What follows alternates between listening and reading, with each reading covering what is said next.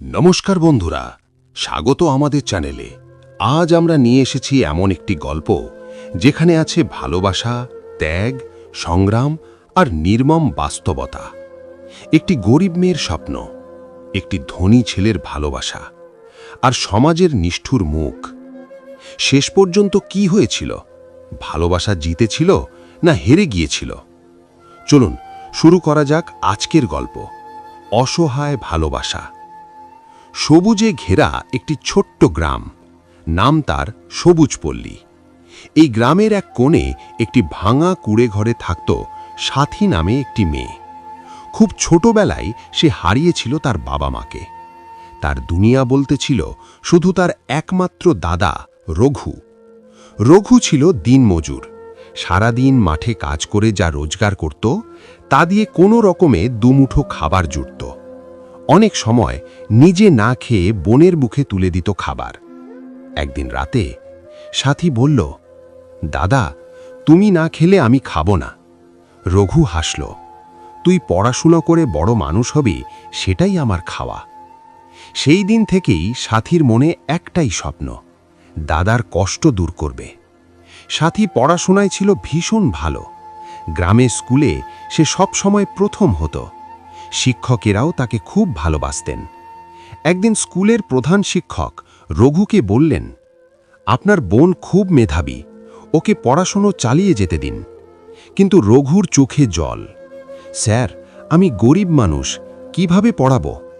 শিক্ষক সাহায্যের হাত বাড়ালেন। এভাবেই কষ্টের মধ্যেও সাথী কলেজে ভর্তি হল।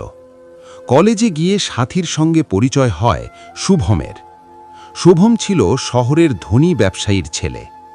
প্রথমে শুধুই বন্ধুত্ব, তারপর ধীরে ধীরে সেটা ভালোবাসায় পরিণত হয়। একদিন বৃষ্টির দিনে শুভম বলল, সাথী, আমি তোমাকে ভালোবাসি। সাথী চুপ করেছিল, কারণ সে জানত এই ভালোবাসা সহজ নয়। সাথী বাড়িতে এসে সব কথা দাদাকে জানায়। রঘু কিছুক্ষণ চুপ থেকে বলে, যদি ছেলেটা সত্যি তোকে ভালোবাসে, আমি কথা বলবো।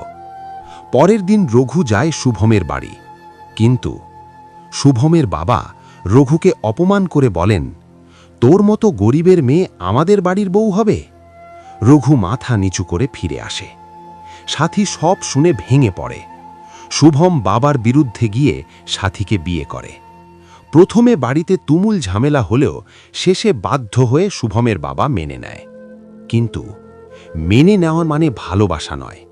বিয়ের পর থেকেই শুরু হয় আসল কষ্ট। শুভমের মা ও বাবা পণের জন্য চাপ দিতে থাকে। তোর দাদা কি দিয়েছে, খালি হাতে এসে পড়েছিস? শুভমও ধীরে ধীরে বদলে যেতে থাকে। একদিন সাথী কাঁদতে কাঁদতে বলে, আমি তো তোমাকে ভালোবেসে এসেছি। শুভম রাগে বলে, ভালোবাসা দিয়ে সংসার চলে না। একদিন সাথী দাদার কাছে যায়। রঘু তার কষ্ট দেখে ভেঙে পড়ে। সে নিজের জমি বিক্রি করে কিছু টাকা জোগাড় করে, কিন্তু তাও যথেষ্ট নয়। সাথী বুঝে যায় এই কষ্টের শেষ নেই। এক রাতে সবাই ঘুমিয়ে পড়ার পর সাথী চুপচাপ বসেছিল। তার চোখে ভেসে উঠছিল দাদার মুখ, তার স্বপ্ন, তার ভাঙা ভালোবাসা। পরদিন সকালে দরজা বন্ধ। দরজা ভেঙে দেখা গেল সাথী আর নেই।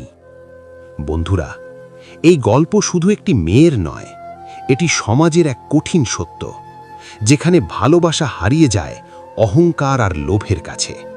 আমরা কি পারি না এই সমাজটাকে একটু বদলাতে? যদি গল্পটি আপনাদের ভালো লেগে থাকে, লাইক, শেয়ার এবং সাবস্ক্রাইব করতে ভুলবেন না। ধন্যবাদ।